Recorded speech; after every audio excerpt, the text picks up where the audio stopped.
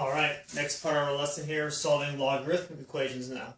Like exponential equations, a logarithmic equation means you have one or more logs where the input or the value of the log has a variable in it. Let's try first one here.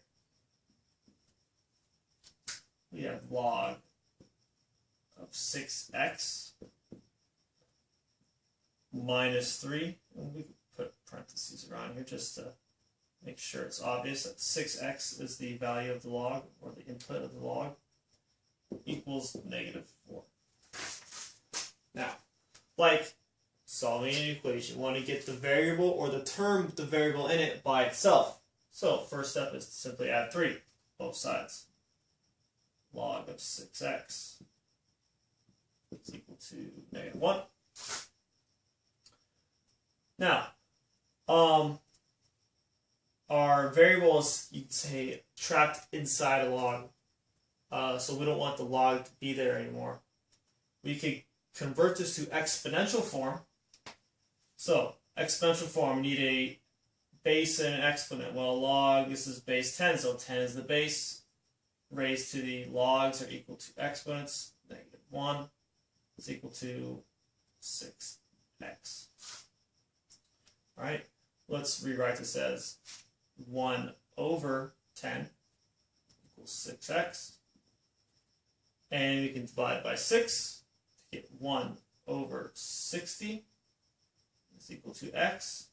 Or, if you don't like fractions, you can write it as a decimal calculator. And that's 0.0167, I believe. Yes. And there you go. Alright. Do another one here. This one of my favorite problems. See one like this again.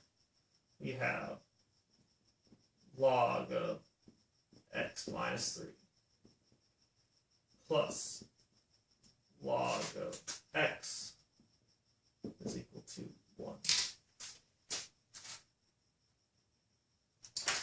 Alright. So, just like when we solve regular linear equations, let's try an example really quick here. Let's say I had this equation 3x plus 2x minus 4 equals 5. First thing we do here, we say, oh, we combine like terms, so we rewrite this as 3x plus 2x, 5x. We put our terms, the variables, together.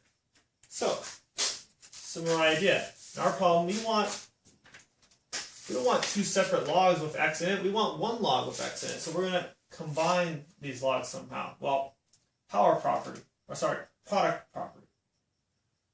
We have base 10. We're adding these logs, so we write a single log of x minus 3 times x is equal to 1.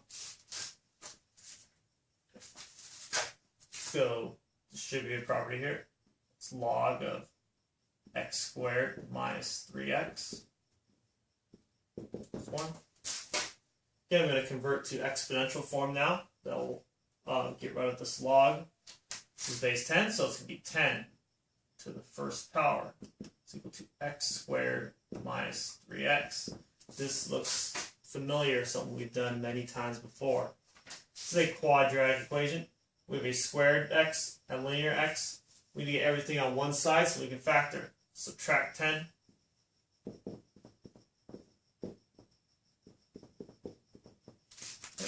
Factor that.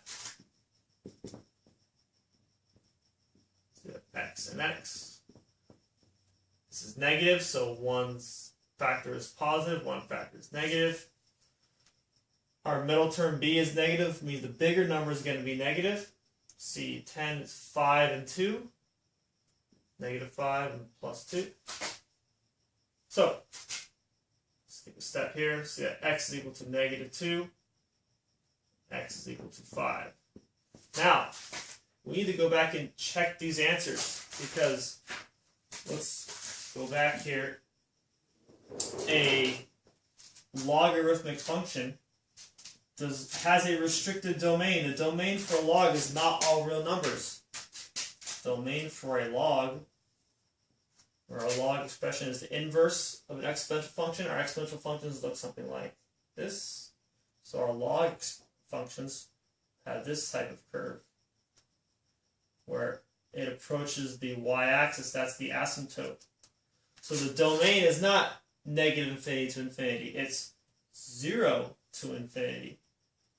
The log cannot be less than 0, or cannot be 0, which means the value of the log, the input, this expression here, cannot be 0 or negative. So we need to check both of these answers, -2 and 5, in our original equation. Make sure this expression in here is not negative or 0. So let's check.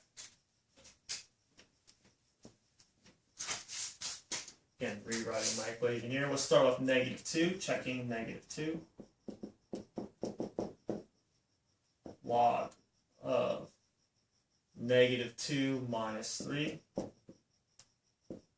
plus log of -2. And I can already see this is a problem. You cannot have a negative value for the log. That's not okay. It's not in the domain. Get rid of this. No, no, no. -2 is not a solution. Let's check when x is 5.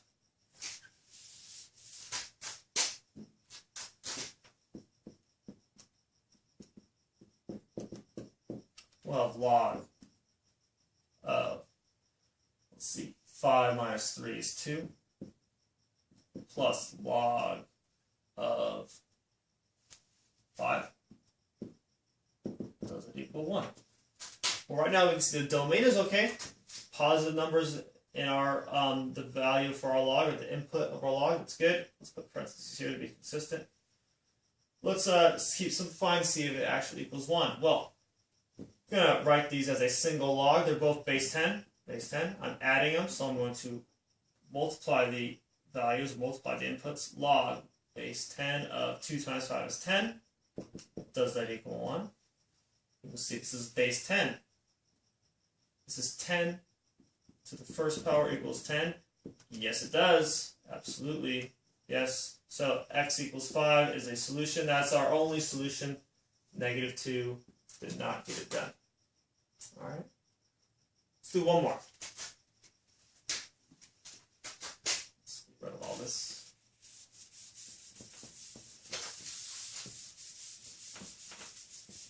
So a challenge problem here. Tricky problem.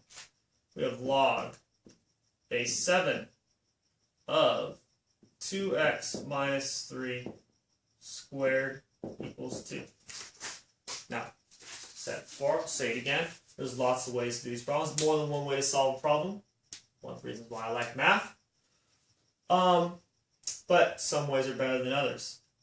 One thing I would suggest you do not do this problem, if I make things a little trickier, a little more time, you don't need to square this right now. You don't need to FOIL this out.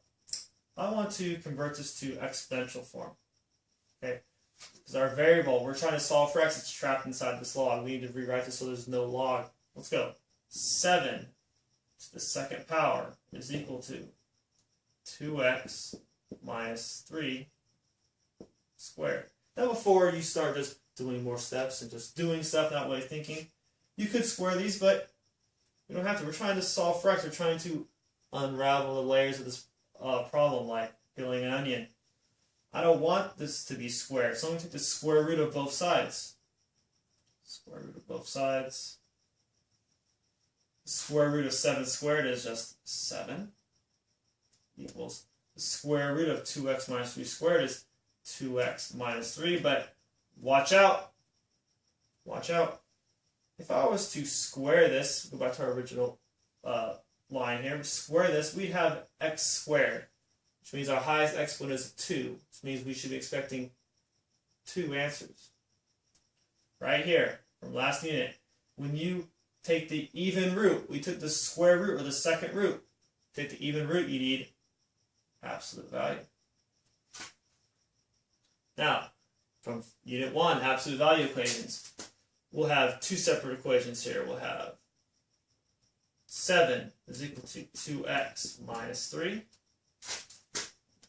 or negative 7 is equal to 2x minus 3. And in a couple of steps you solve both, we'll get here, let's see, add 3, you get 10 divided by 2. X is equal to 5. Here, add 3, we'll get negative 4 divided by 2, negative 2. Interesting. X is equal to 5 and negative 2 again. Very interesting.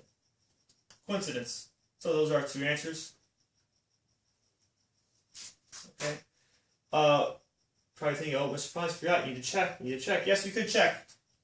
Check negative 2 in here and 5 in here, but no matter what x is going to be, we're going to square it. So even if x is negative, you square it, our input's going to be positive. So those numbers will both work. And that's the lesson.